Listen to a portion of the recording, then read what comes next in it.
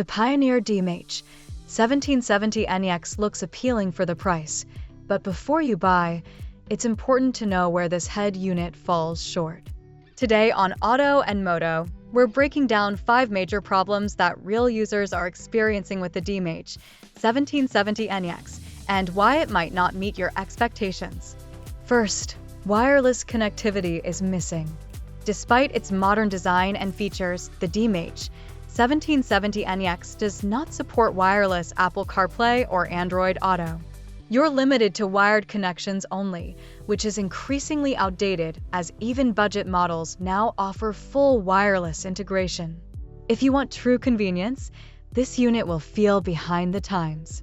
Second, the screen brightness and visibility are average at best.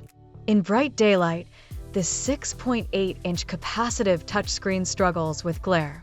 Even at maximum brightness, important navigation or media information can become difficult to see clearly, affecting usability during daytime driving. Third, system performance feels sluggish. The overall responsiveness of the DMH-1770NEX is noticeably slower compared to newer models.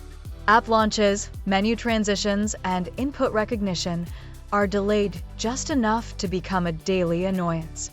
For drivers used to faster, smartphone-like interfaces, the lag is hard to ignore. Fourth, sound tuning options are limited.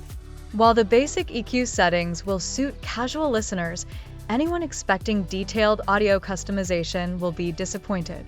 The unit lacks advanced tuning features like time alignment, full crossover control, or customizable subwoofer settings without additional hardware.